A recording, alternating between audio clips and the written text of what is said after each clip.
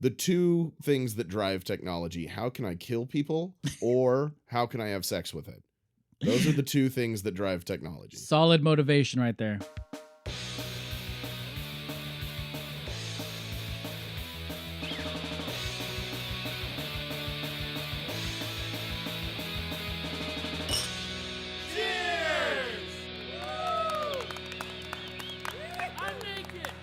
Hello and welcome to our podcast where today we celebrate the 40th anniversary of the Terminator. I'll be back. I am your amazing, spectacular host with the most, Detective Artemis.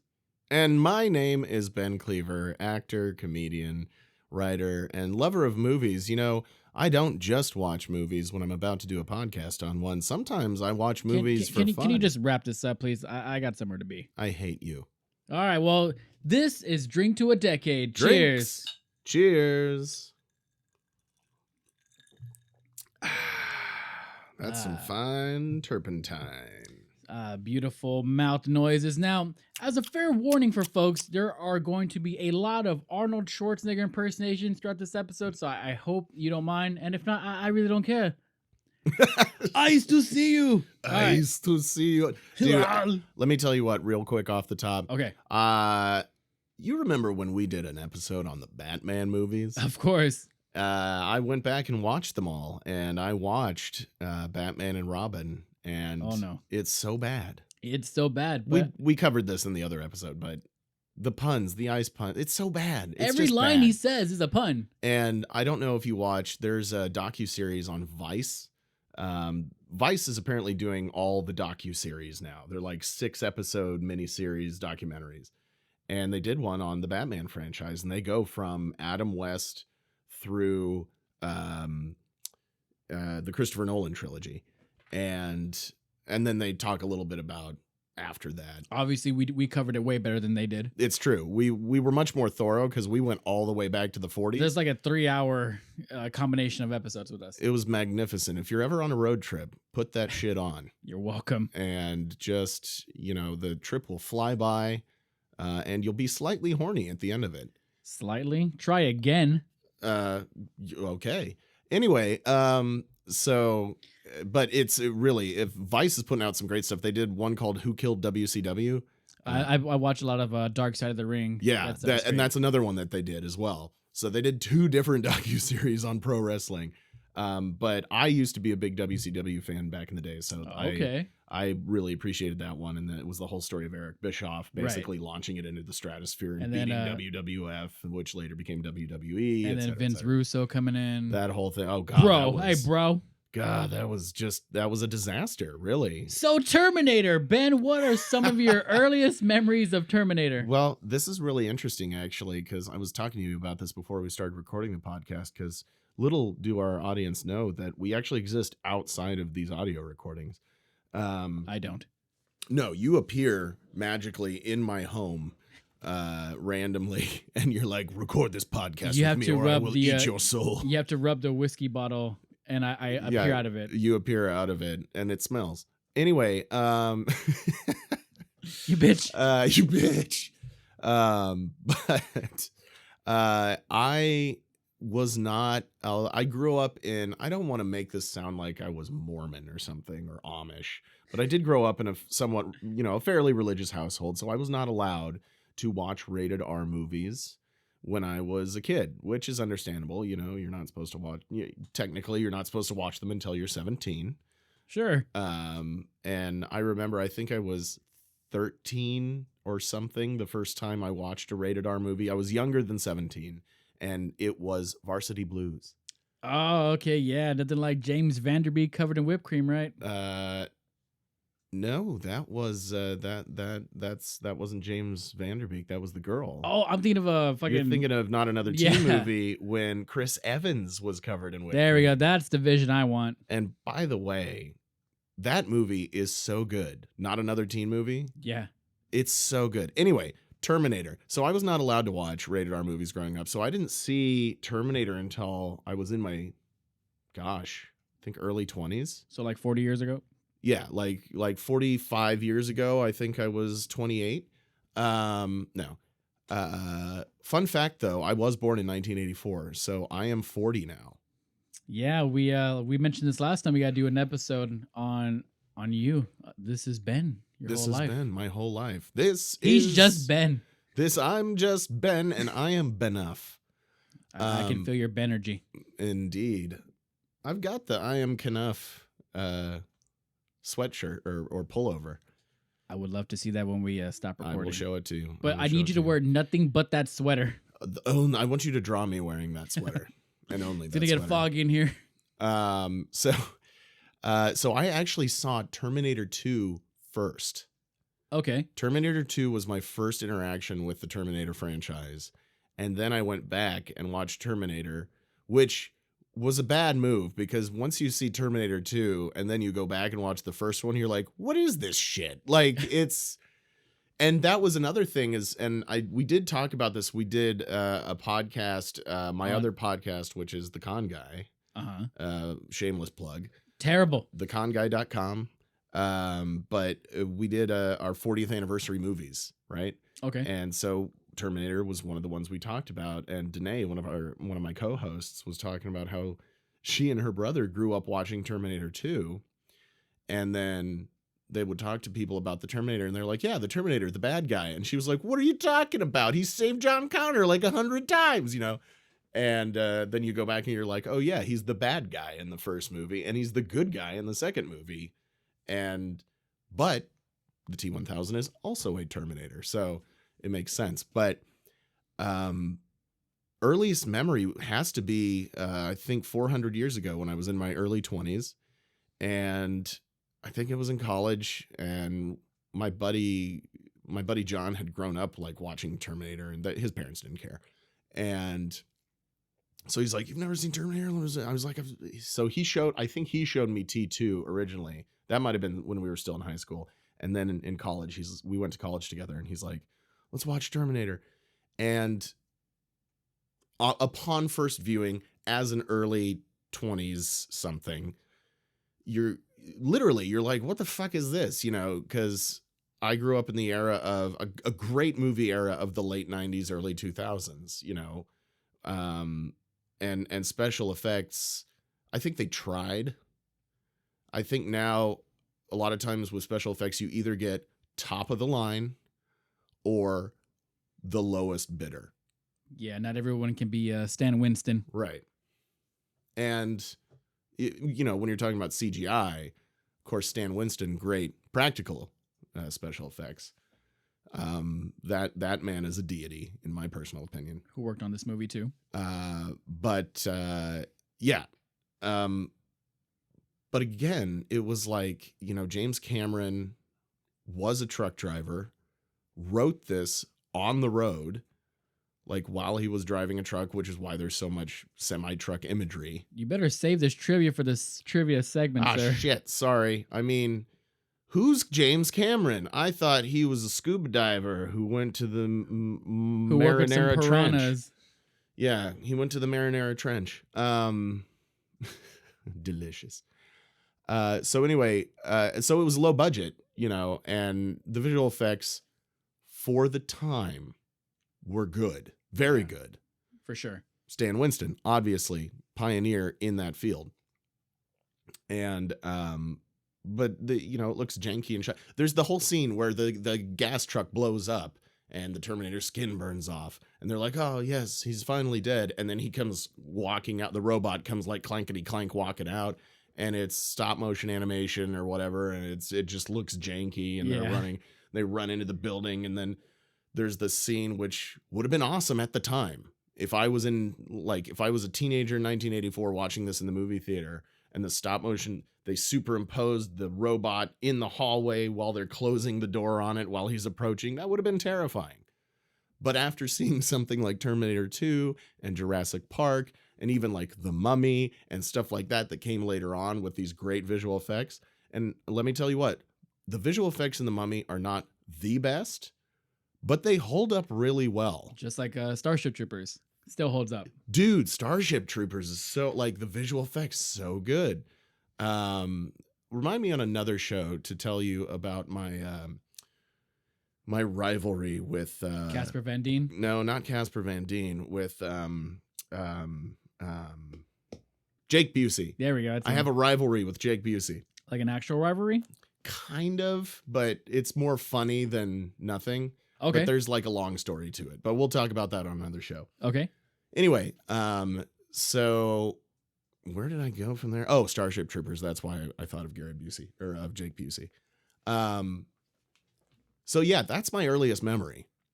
Okay. Cool. How about you? What's your earliest memory of the Terminator? Well, kind of like you, we mentioned this in the Indiana Jones episode that I saw the sequels or the ones that happened later or came out later before the original one. So yeah, just like you, I saw T2 first, and that shit was amazing. It changed my life. I had a bunch of Terminator toys and stuff like that. But I saw Terminator like not too long after that. It was just on TV. And I remember being like, it was pretty fucking cool. And it was kind of creepy too. And I still hold the thing that Terminator is a sci-fi slasher because Sure. you got that unstoppable killer. You got Sarah Connor as the final girl. And then maybe you take away the time traveling and the robots. Yeah, it's a total like slasher formula, which I thought was cool. So yeah, I thought it was definitely a little more. It's less actiony than part two. It a little bit more horror. So, yeah, I watched it on TV and I loved it even more. Now, was this on like HBO or was This it was on edited for TV? This is on HBO. Okay, so you saw like the full Yeah, version. dude, when Okay. he's like fucking taking off his eye and Yeah. like and fixing his arm like that. Like it was for me, it was kind of gory, and I thought it was like at the time I didn't really see a lot like that. So and the Terminator was just so fucking cool. Yeah. And it was cool. It was really cool. Like what's the name of the club that he chases her Tech through? Noir, Tech sir. Noir. And that was such a nice little, it wasn't really an Easter egg because it wasn't a reference to anything except Yeah. for referring to itself Right. in a sense.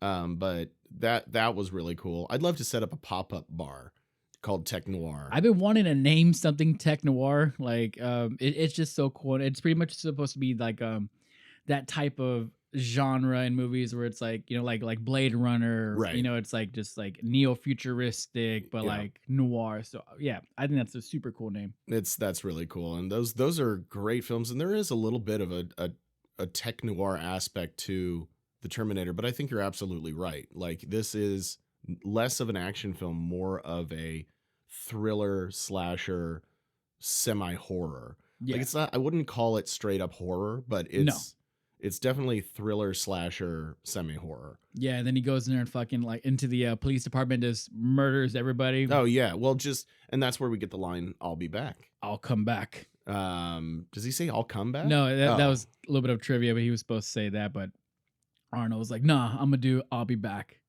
because And then- he's a cyborg, so he wants to do everything like a little more grammatically correct or like less contractions and Sure. stuff.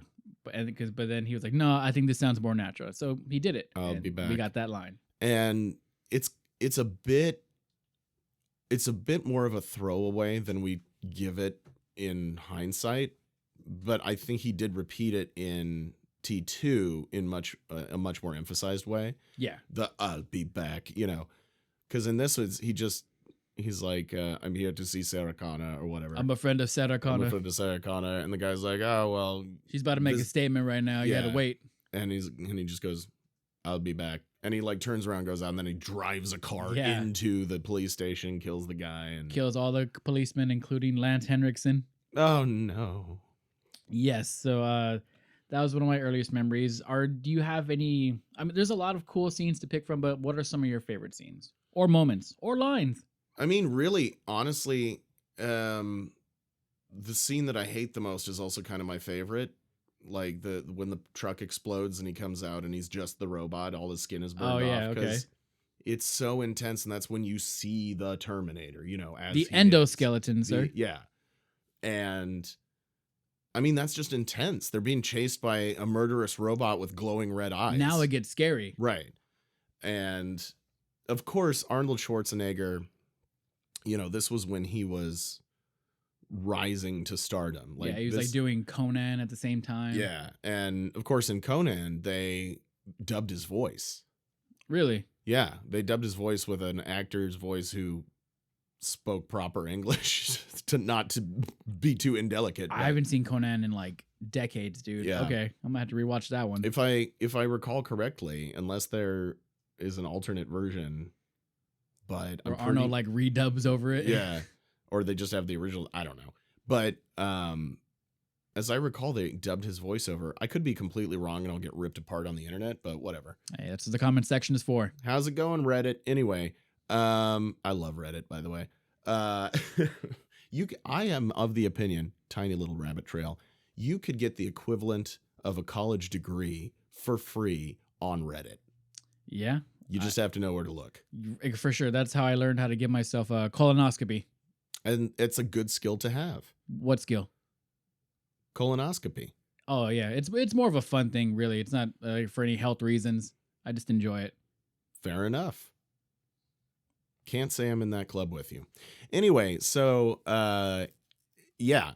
So, but in the Terminator, this is during his rise to power. So it's like we look at The Rock, right? Right. One of the biggest movie stars in the world right now. Started off as a pro wrestler, right? And he came in and knew how to kind of work the business to his advantage and get, he started off in Scorpion King, going back to the Mummy. Yeah. Or he started off in Mummy Returns, and then that spun off to Scorpion King. And that was terrible. But he knew how to leverage his star power to get better and better roles. And he's one of the best, like he's one of the most fun actors to watch. Right. Like I'll go see anything that The Rock is in. And that's kind of the modern comparison to what Schwarzenegger was doing. He's incredibly business savvy. And he was a bodybuilder. He was a bodybuilder and he was Mr. Universe, and he leveraged that. And if you did you watch the documentary Pumping Iron? No. That came out that was around this time that came out in the 80s. They were just following him around. I think it was pre-Terminator, I want to say. Okay. But he basically talks about, obviously he loves lifting and bodybuilding and all that kind of stuff, but he was also very business savvy, still is, I suppose, and smart about what he did with his money. He moved to LA. He said, I want to be in entertainment, because it's like, when you look like that, what else are you going to do? What is he going to go into insurance? Yeah. Like, hello, let's talk about your claims today. We have a claim for you. And so, he moved to LA. He used his winnings to invest in property, which is a money-making, business. For sure. And then used that to support himself going in entertainment, and knew his brand. Like, he's like, oh, I'm a big muscly dude. So, and I have some name recognition from the Mr. Universe stuff. So I'm going to use that to get me essentially typecast. And he did it to perfection. And that, he's Conan, he's Terminator, he's Kindergarten Cop, exactly. But shut up. But then by the time you're looking at the late 80s, he's a movie star, and now he's getting all of these, and he's getting paid for doing it. Twins, Junior, fucking Twins, Junior, True Lies, another James Cameron classic. But it's like, he was able to expand out of that, I'm the big scary muscly dude, into comedies and all this crazy stuff where he plays the twin brother of Danny DeVito. And it's a hilarious visual. But yeah, and Total Recall. Yep. All three boobs. All of the three boobs. All of that stuff, though. Despite being a guy with a really thick Austrian German accent, people were paying to see him, especially like in Running Man. Yeah. Oh, I love Running Man, and I'm super stoked. That's one of the movies that I was like, this movie deserves a reboot. And Glenn Powell is starring in the reboot of Running Man, and I'm kind of stoked about it. Personally, you know what? Glenn Powell is he's kind of a man crush this year. He's doing so good, dude. He is my age. I should look like it. That should be me. But dude, I'm here, and I'm with you. Oh, you never pursued acting though, did you? No. See, that's. I'm acting like your friend. Well, I guess that's true, and I appreciate the effort. But yeah, I'm so, like, as an actor myself who is not at that level, I'm not going to be bitter. I'm not going to be like, I'm just like looking at these guys like, good for you. Good for He getting yours. He seems like a total cool dude. Wait, hang on. Didn't he cheat on his wife or something? I don't remember. You know what? We're just going to kind of put that on the rug. We'll sweep that under the rug. It's fine. I don't know. Like I don't keep up on celebrity news, to be honest. That's what my wife does for me. She keeps me in the loop. Well, that's good. But essentially, Glenn Powell, great looking career. Looks like a cool guy. If he did some shady stuff, shame on you. But, Yeah. But good for you for doing your career. But it's not cool to cheat on your wife. That's not cool. What were we talking about before we got to my boy Glenn? The Terminator. Oh, yeah. The rise of Arnold Schwarzenegger's star power. There we go. Real quick, a last thing on Schwarzenegger's movie career. Your thoughts on Last Action Hero? It is a classic by this point, I think. It's been a long time since I've watched that movie. But it's fun. It's another fun action, a toy comes to life. Well, from the movie. Yeah. Right? Yes. Yeah. Yes. Not a toy. He's not a toy. Oh, the movie comes to life. That's right. Right. Why did I think it was a toy? Toy Story? Hold on. I need a drink. Sure. Well, I'll speak while you drink. Last Action Hero is so fucking stupid. I love it to death. It is so cool. Like I said, it's been forever since I watched it, so that's why I'm like, was it a toy? Like it was supposed to be like kind of like making fun of the cheesy like action like genre of that time, but it didn't really do so well, like box office wise. Sure. But I mean that doesn't ever dictate quality of a movie, but No. I think it was great. Even as a kid, I loved it. Some of the biggest cinematic flops have become some of the biggest. Shawshank. Yeah, well, they become some of the biggest like cult classics, and they're making like any of these people that get royalties off these movies are making bank these days on a lot of them. Yeah. Because that surge of like popularity and stuff, right? well, and it's also like shit that we watched when we were kids, and now that we're grown ass adults, we're like, these movies these days are good, but I want to go back and watch the things that I used to like watch 30 times in a row. Right. There's just more of a comfort in that, and I feel less overwhelmed with the amount of content that's that's just coming out. And it's cool because people are working, and there's something for everybody.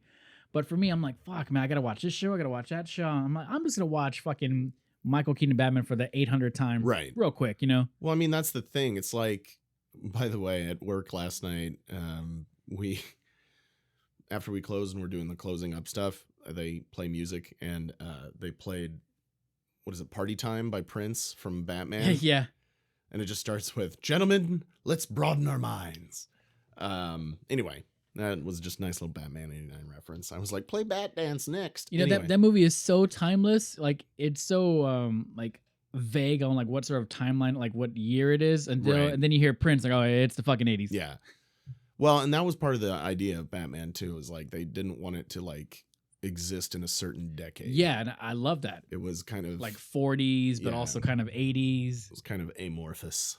But yeah, Last Action Hero and these movies, I think the thing is, listen, my wife and I both have ADHD, right? And for those of you out there who don't know what ADHD is, if you were born after 1980, you have it. And that's why you are the way you are. But I think we do tend to gravitate towards comfort movies. And because I don't know if I love watching new stuff or things that I've never seen before. But there is a comfort in just putting something on where you know exactly what happens, but you just like it anyway. Like my wife's comfort movies are like Jurassic Park and Scream. I came home from work last night. She'd fallen asleep watching Scream. My wife falls asleep watching Scream. Either that, It's a good bedtime story. either that or like a true crime docuseries, Okay. right? So, but that's women these days. That's a thing, is like there's studies like women love watching true crime documentaries. Right. Just watch your back. And yeah, right. And it's comforting. I think there's a sense of justice in that, like, usually with those, by the end of it, there's like, here's how they caught him or whatever. But yeah, I think there's something to be said about going back and watching these old movies that we've seen 100 times, just because it is something comforting, something that we know and like, genuinely like. We know for sure that if I invest, 90 minutes, I'm going to like what I'm watching. Right. Instead of just sort of taking a risk, like, I don't know, this guy's a good actor, but let's see how it is. And it's fucking like 2 hours and it drags on like a 4-hour movie. Also, Schwarzenegger, I love Predator. I love Predator. And then there's also not Cobra, that was Stallone. Commando. Yeah. Well, anyways, back to Terminator. What's the next segment for our Terminator show? Let's see. Any least favorite things you don't like about it? Well, you kind of said that your favorite thing was the least one. Yeah, it's like the visual effects looking, in hindsight, the visual effects. Well, now that you asked me what my favorite scene is, I'm sorry. I forgot to ask you what your... It's fine. Detective. Everyone ignores me. Detective, what's your favorite scene? So it's the whole build up in the beginning where, you see these two guys come from the future. You don't really know what their intent is. And then you start seeing Arnold kill people, like Bill Paxton and the other guys. And so, okay, this guy's bad because he's killing people. And then you see Kyle Reese pop up and like, okay, he showed up the same way. He's taking stuff, but he's not killing people. But you're like, okay, he might be bad too, but we don't know. And so it gets that build where they finally meet at Tech Noir. Mm-hmm. And Arnold's about to, shoot Sarah. And then Kyle shoots Arnold or the T-800. And so that way we know, okay, he is the villain and then he is the hero. Right. So I think that was really, because, obviously we know that Arnold's a bad guy because it's Arnold, but like watching it for the first time, not having any pre-existing knowledge about it, I think that was a really cool build-up and pretty clever.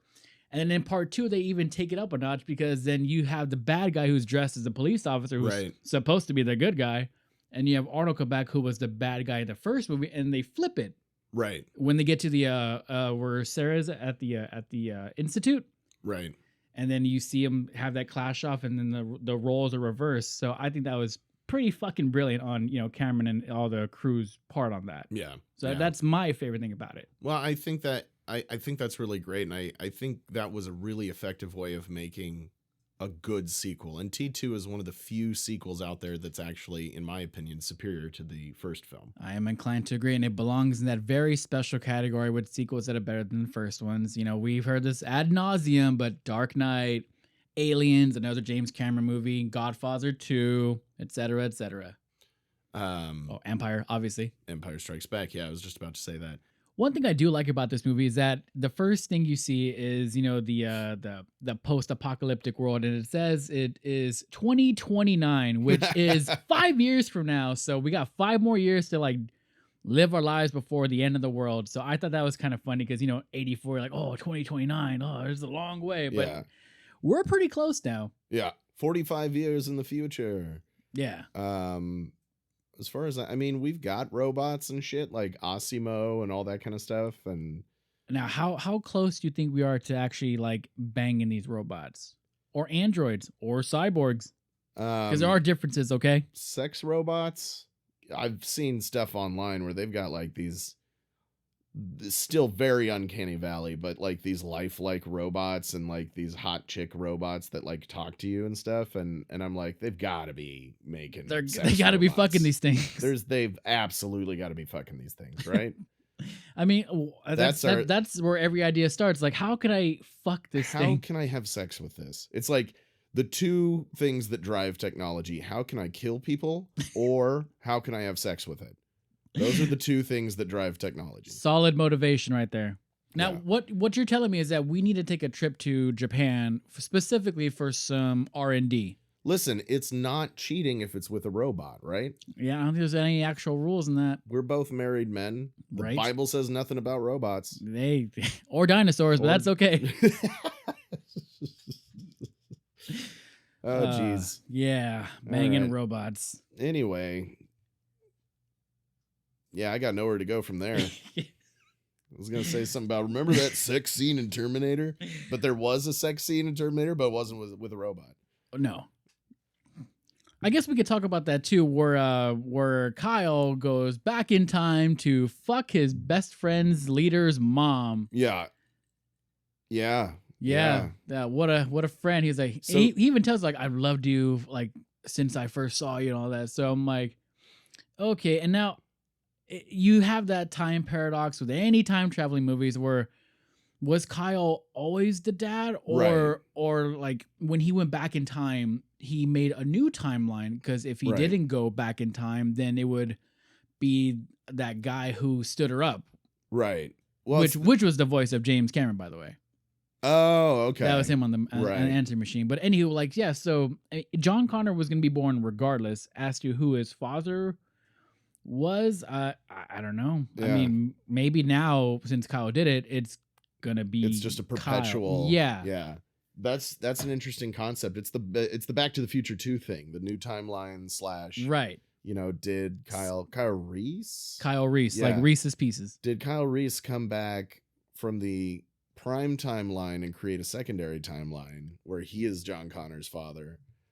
Because, you know, Cameron was with Linda Hamilton for a while after that movie. Yeah, and then I think he cheated on her with the lady from Titanic. I don't know. People are banging their crew over here. It's a very horny industry. Hey, we know the motivations. It's money and sex. Yeah. And fucking robots. And yeah, it's how can I kill people? How can I make money? Or how can I fuck it? Somewhere in there is a good hook for the opening of the episode. I think so. But yeah, so he goes back in there and he becomes their dad. And then at the end of the movie, she's doing her little voice memo saying, "I should tell you about your father," and who is Kyle. And Yeah. so it's a weird thing to wrap your head around if you're John Connor. Like, okay, so I sent someone back in time to fuck my mom, and now he's my dad. He's also and I'm my gonna best see him friend. again in my timeline. I'm gonna punch the shit out of him and call him dad. Fuck you, Dad. You were never there when I was growing up. And it's funny because they say that Kyle Reese was born in 2003. So that was the year he was born. He was born in 2003. Fascinating. Stupid Gen Z. Ugh. Skibbity toilet. Hey, my son says that, okay?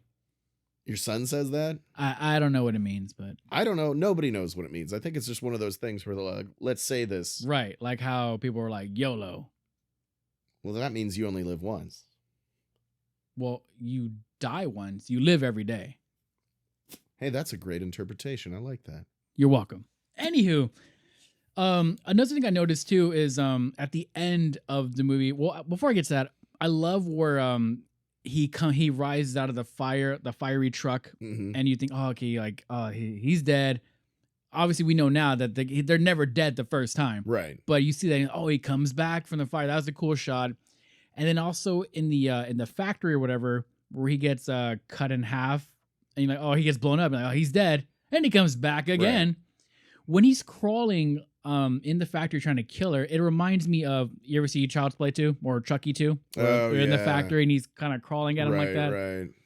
I'm not sure if Chucky paid homage to that, but it was very similar, and it reminded me of that, and I thought that was pretty fucking cool. I wouldn't doubt it that was some form of homage, because filmmakers do that all the time. Right. They rub off on each other. Well, wait. Anyway, so they pay homage to some of their favorite films by replicating or mirroring a scene or just a visual from one of their favorite films in another film. So I wouldn't doubt it that Child's Play 2 replicated that for Chucky. Yeah, so I thought that was pretty cool. All right, let's quickly jump into some trivia. I have a couple of things here. I don't know if you want to share any trivia that you might have. Well, I kind of shared one earlier, unless you cut it out. But What was the trivia again? there was the situation surrounding James Cameron writing, Right, conceptualizing and writing the Terminator film. Yeah, that's true. And before he did this, he worked on Piranha 2, but he kind of got fired from that production, and that's like a whole I did story not know that. It's a whole story within himself. So he was kind of like, all right, I'm gonna take another crack at making a movie. And then he had a dream about the robotic skeleton coming out of the fire, chasing him with a knife, and that's sort of where the inception of this movie came from. Uh-huh. And so, yeah, we can thank the monstrosity of Piranha 2 that we got Terminator. I love the original Piranha, like the one from the 70s. I've only seen the second one and did a review on it. I don't think I've ever watched Piranha 2. It's stupid, but it's fun. I would suspect so. So he got fired from that? Yeah, so there's I'm not sure if it was like a creative differences, but he only worked on a little bit of the movie, but they still kept his name as the director. Huh. So it was a whole thing. Creative differences on Piranha 2. Like, we have very high artistic integrity and expectations for this film. Yes. Please, Mr. We want Cameron. these piranhas to be very intellectual and only bite. Yeah. Do they have legs in the second one? Because in the first they one, fly. I think they fly in fly. part 2. That's the Tremors thing. Like, they did that with Tremors. God, spoilers. I've only seen the first one. What? Yeah. They've made like 12 Tremors movies. That's not true. There's like 4. But the first one, they're the Tremors. The second one, they've got the little, you remember the Mousers from Teenage Mutant Ninja Turtles? Yes. They basically have those in Tremors 2. And then in Tremors 3, they have flying ones, but it's so stupid because they literally fart fire to launch themselves off the ground, and they call them butt blasters. Oh, okay, normally that's me when I have Taco Bell. I kind of just shoot through the ceiling on the toilet. I eat so much Taco Bell, it doesn't even bother me anymore. Oh, okay, it's a good cleanser for me. Yeah. Oh, that's good. That's good. I'm at least 60% Taco Bell by this point in my life. So more trivia here. Do you remember where? I'll wait for you to stop dying. Okay. So do you remember how Arnold pulls up to the first Sarah Connor's house and he runs over that like little toy semi truck? Yeah. It's almost like it was kind of like a little foreshadowing because when he gets hit, it's the same truck. It's the exact same truck. Yeah. Sarah Connor. Yes. Boom. Blam. And I thought it was a little cool detail too, and they explained it later, but I noticed that Kyle finds Sarah a lot faster. He in one go. He knows where she is, which one, and what she looks like. Yeah. Whereas the Terminator, he's like going through the list, and then they eventually come across at the same time. And it's because Kyle already had the information from John, and then Skynet, they didn't have any actual details of like Sarah Connor, so that's kind of why it was easier for Kyle to find Sarah first. Right. So I thought that was pretty cool. That is pretty rad. Yeah, I was just thinking about that alternate timeline thing because, oh no, I think I just unraveled the concept of the whole film. Well, no, okay? I think you're right because it in the initial timeline, it must have been the guy that stood her up, who became John Connor's father, because Skynet would have had information on Sarah Connor because everybody's information is on the internet. Not mine. Not my browsing history. Oh, it's absolutely there. Oh, God damn it. I know about the foot porn. Anyway, and so... It's called Tarantinoism. Right. And so she... Oh, that's so weird. Because the reason they didn't know anything about her is because she went off grid after the Terminator tried to kill her. But... did that happen in the initial timeline? Oh my gosh, my brain is broken. It's just like in Austin Powers. It's just best to ignore these things and enjoy the movie. Yeah, I guess that's true. Another quick little piece of trivia. Solid Snake from Metal Gear Solid, his look was inspired by the look of Kyle Reese.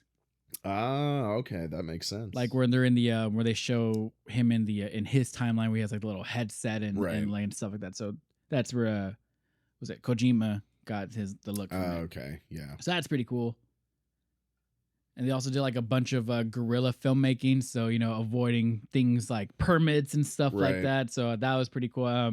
James Cameron was an understudy of the great B-movie master Roger Corman, so a lot of the stuff he got like trying to save money and stuff. Right. Came handy for making this movie. Yeah, I mean it was for all intents and purposes an indie film. That's true. And that's kind of what you got to do. Although we do know the best indie movie of all time is Ninja Turtles. That's true. I didn't realize that was indie. Yeah, dude. It was a super indie movie, and it made it was for a long time. It was the most successful indie movie of all time. Oh wow! Real quick on sequel talk, we talked about T2 a lot already. We love it. It's the best. Cool. Yeah. Do you remember anything about part 3? Yeah, I went and saw part 3 in the theater. Claire Danes. Yes. And who was the dude who played John Connor? I don't remember his name. Intern. It wasn't the same kid from T2. I know that. It was not Edward Furlong. But I thought they did a good job of, because that came out in, what year did that come out? 2004, right before Arnold became the governor of California. Ah, right. So it plugged Terminator 3 or 2003. Sorry, 2003. That's what I thought, because I think I remember being a senior in high school when we went to go see that. But I liked how they connected it to, because they didn't really have a concept of the internet in 1984, at least publicly. You know, obviously there was a form of it that the government was using and scientists were using, computer, et cetera, but it wasn't a publicly accessible thing until the very late 90s, I think. And so how they plugged the concept of Skynet into being online, and that's how it took over, I thought was really clever and well done, because they were like, oh, this makes total sense now of how this could happen. I love the concepts of like Sarah Connor's casket is just full of guns, and that whole scene when the Terminator is walking through the cemetery shooting people holding a casket over like it's a his fucking shoulder. boombox. Like, that's so fun. And who was it? Was it Diane Kruger? No, who was the TX? The TX. Kristana Loken. Kristana Loken. I knew it was a German actress. I know her from Blood Rain, the very, very terrible Uwe Boll adaptation. Kristana Loken, but she was naked in the movie. Yeah, and she was a smoke show, man. She was an absolute smoke show. I'm sure she still is, but that was one. I mean, as a like 17, 18-year-old guy when that came out, I'm watching this. I'm like, that Terminator is fine. Kind of making you feel like you want to be the Sperminator. Right? Oh my God. Okay. Well, anyway, we're going to move on from that. By the way, that John Connor was Nick Stahl. Nick Stahl. From Sin City and various other projects. Is he still working? Because I do remember him being in other stuff around that time period. I'm sure he's still doing some stuff. Intern, put your fucking phone down and put it up and give me some information. That's completely convoluted. Just your mama. It looks like he's still active. Okay, that's good. That's good. Good for him. What do you think about Salvation? Not the concept of salvation, but Terminator Salvation. Oh, Terminator. Okay, I got you. I was about to go on a theological rant. And that was with Christian Bale. With Christian Bale, right? That was the late Anton Yelkin. Oh yeah, that's right. I only saw that one once in the theater, and I thought it was good. I actually liked it. It was different. It wasn't just someone going back in time to kill someone. It was actually set in that that dystopian time. Yeah, so I thought that was really cool. And there was the dude who was a Terminator, Sam Worthington. Sam Worthington, that's right. So Sam Worthington was a Terminator, but he didn't know he was a Terminator, right? Yes, that's true. Yeah, because I remember there's a scene where I believe so. They're like interrogating him, but they're like torture interrogating him or something. And he's like, no, my name is... Yeah, that's right. That's right. And then later on we see a T-800 Arnold model come and chase him. Yeah, which was also cool, I thought. Yeah. Because then I think at the end, didn't they have like a whole bunch of Arnolds, like a scene with a whole bunch of T-800s, and they all looked like young Arnold. Yeah. Which was kind of fun. But I remember specifically he said, when they were interrogating him, and he thinks he's a human being. He's like, I was born on August 22, something. And that sticks out in my mind because my birthday is August 22. Oh, okay, cool. So right before Judgment Day, which was August 29th. Yeah, exactly. So that's fun. That's fun. Right before Judgment Day. But I remember very little about that movie except for the fantastic behind the scenes rant that Christian Bale has.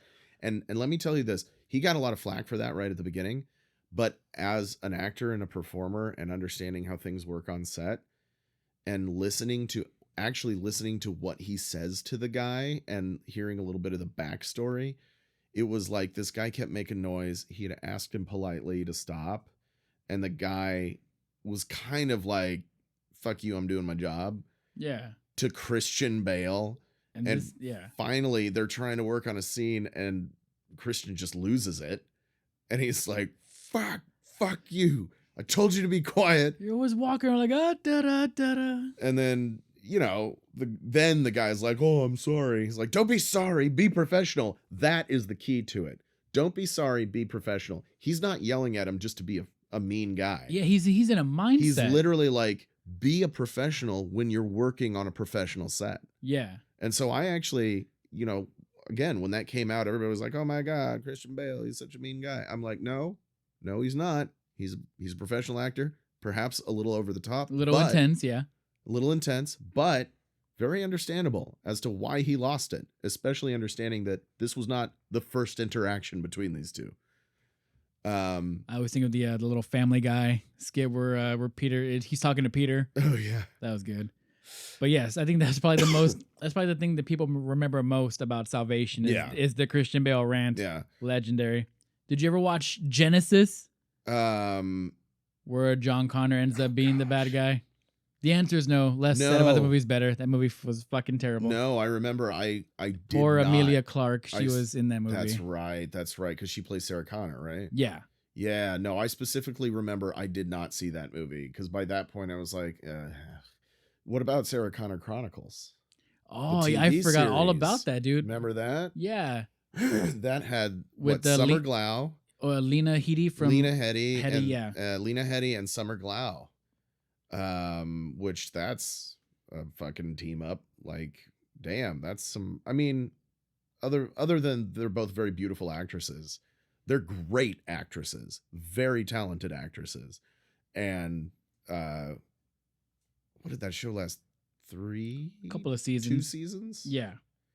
I thought that was a lot of fun. Did you watch Dark Fate? No. That was really good. Was it? I think it was a more true like part 3 to the James Cameron Terminator movies. Okay. I thought it was pretty good. I can't even find a place in my brain where I know about Dark Fate. Was that the most recent one? It was the most recent one. Most recent movie, yeah. Jeez. Like 5-6 years ago, maybe. I thought it was good. I liked it. I can ignore Rise of the Machines and Genesis and put that as part 3, and I can even accept Salvation as like a prequel. I didn't hate Rise of the Machines. It was all right. I mean, it kind of undid part 2. Oh, yeah, that's right. I remember having that discussion at the time. Again, I don't think I've seen Terminator 3 since it was in the theater. Oh, okay. Did you hear about the Netflix anime, Terminator Zero? No, but that sounds like a good idea. I saw the first episode and it's really cool. So I need to finish that, but I'm not a big anime person, but it's Terminator. I'm like, okay, and then it got like a bunch of like good reviews. So I'm okay, cool. I'll check it out. And so far it's really good. But they're starting to turn a lot of these IPs into animes. Yeah, like Batman. But that's not the first time they did with Batman. I don't know if you remember, like in 2008, there was it was called Gotham Knight, and it was supposed to be like a continuation of like Christopher Nolan's Batman. Oh. I fucking hated it. Oh, I never watched it. But I'm talking about like Netflix specifically did like Castlevania as an anime series. That's right. And then I think it was HBO or Cartoon Network did Rick and Morty anime series, which I have not watched yet, but I've heard it's actually pretty good. And what was the other one? They're doing something else as an anime. And then they're turning around and turning animes into live actions, which is hilarious as well. That's always a hard thing to do because anime is just supposed to be like just an out there kind of world. Yeah, but I liked Cowboy Bebop, and I really liked the live action Cowboy Bebop, and I really liked the live action One Piece. Yeah, I heard those are good. They were both really well done. I was sad to hear that they weren't renewing Cowboy Bebop, but I think One Piece is getting a second season. Anyway, Terminator anime sounds intriguing. What streaming platform? Netflix. That's on Netflix? Okay. Yeah. I'll have to check that out. Well, final question. Do you think the Terminator has aged well? The Terminator, the first one, like I said, watching it in hindsight, it's more about the impact that it had on the film industry and on entertainment, uh, rather than the actual movie itself. Because again, if you've watched Terminator 2 and then you go back and watch the first Terminator, you're like, what is this? Like, there are aspects of the story. The tech noir scene is great. The visual effects do not hold up, obviously, but it's still a good story. But I don't think if you've like never seen the first Terminator movie and you're an adult, that you'd go back and be like, this is the greatest thing I've ever seen, or you might, I'm not going to judge. You're not a Judgment Day? I'm not a Judgment Day, but I would say on a technicality, no, it doesn't hold up, but it does hold significance in cinema. So do you think it is an essential movie to watch? Yes. Like, I wouldn't sit down and watch 2001: A Space Odyssey for pleasure necessarily, but I'm not a big Kubrick guy. So, it's just not my entertainment style, so to speak, but I also appreciate it for what it is in the history of cinema. Right. I don't like Citizen Kane, but right. It changed a lot of films, as we know. Yes, I do think it's essential watching for any cinephile or person who appreciates cinema. But I know if I want a movie I am guaranteed to enjoy and is going to blow me away every time, so to speak, Terminator 2 is where I'm going. Totally agree. If I'm ever in the mood to watch Terminator, it's going to be part 2. Yeah. Rarely would it be part 1, and even more rarely than with any other iteration of it. Right. So yeah, I think it's aged well.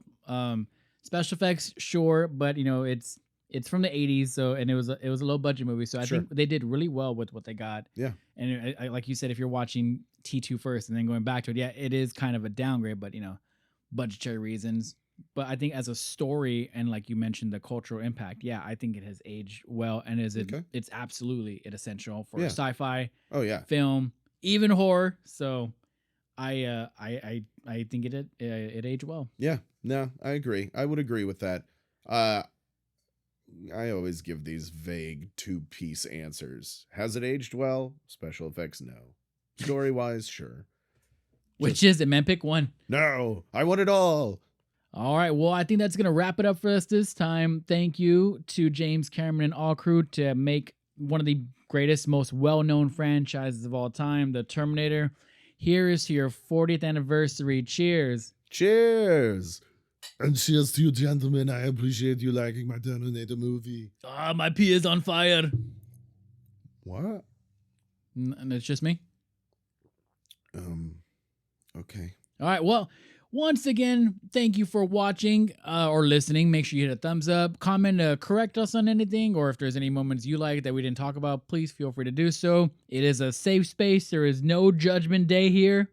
No Judgment Day for any of you, and I'm sure I said plenty of stuff that was incorrect, or maybe you disagree with me on something. Sound off in the comments, baby. Let's get a chat going. Be respectful. If you're a douchebag, I will personally come to your house and hit you in the butt with a golf club. Come on me if you want to live. Wait, that is not the line. That's not the word. Come. Once again, I am Detective Artemis. And my name is Ben Cleaver. And we drink and we watch things.